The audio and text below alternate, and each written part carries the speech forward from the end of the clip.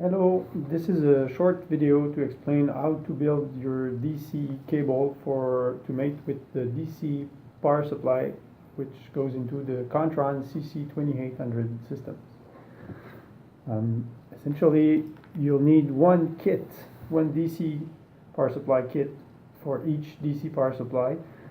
The kit will come into a simple anti-static bag that has a Contron code 10645244, which is here on the label.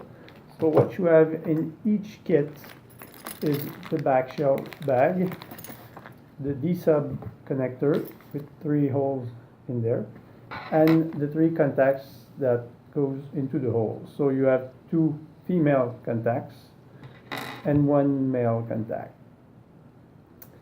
Contron recommend that you use 12 gauge cable to build your cable. So we have one of those here. So just for the demonstration. So you need to remove 9 millimeter of the insulation. So you can just remove this. And what you need to do, you'll need also an M310 from DMC. So that's the crimp tool that will be used to crimp the contacts. So you can see that you will crimp correctly the contacts with this. So you can directly take your contact, and you need to use the side which has a small hole in there, so you can see it's right there. So the other one will go into the D-sub connector, and this side is for the strand wire. So you need to insert the wire in there, and you just use it into the crimp tool, and you crimp your contact just like this. So there you go. So you have a solid connection. So what you need to do, you can use also the CC2800 user guide, which has good pictures of all those parts and the way to assemble them. But in this video I can show you that you have the 3 holes which are on the same level, I would say.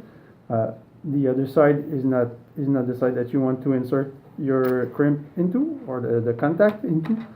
So let's say that this one is the return signal. So you need to insert it into this hole. So you can use the user guide to confirm the polarity and which connection goes where.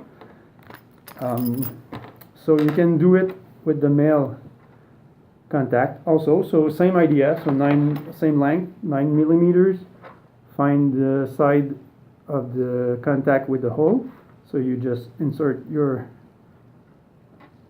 wire in there.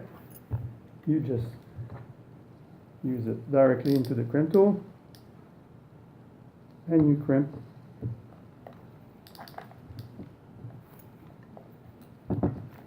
So there you go. So this one would be the ground. So you need to put it in the center hole. So here it is. So there you have your connection, which is already solid. I didn't show heat shrink, but you should put some heat shrink before crimping the contacts. So at the end, I'm just jumping a few steps ahead, but you will have something like this. So you can see that the 2 female contact on the side and the male contact in the middle. And at the end, what you need to do is I'll just position this so you can see.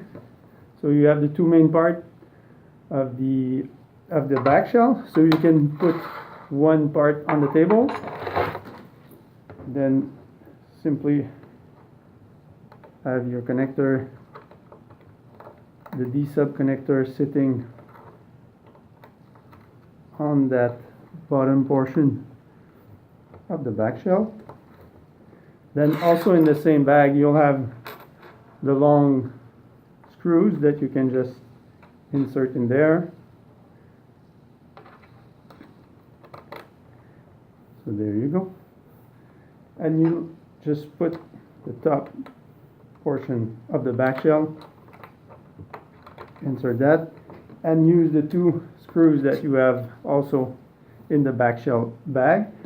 You can use regular Phillips number 2 or number 1 screwdriver. So you can just have your screws in there.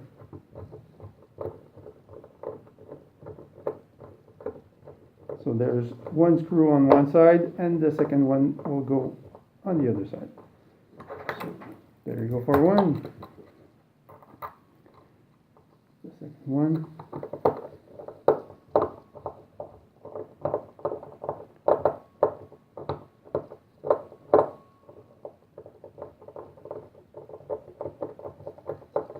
And there you go. So you have your final connections or your final cable. I do not recommend you use the rubber portion that is there to fit the cables. I think with heat shrinks you have enough material to make a secure connection within the back shell. So I recommend you go this way, and this should be good enough to install your cable onto the DC PSU. Thank you.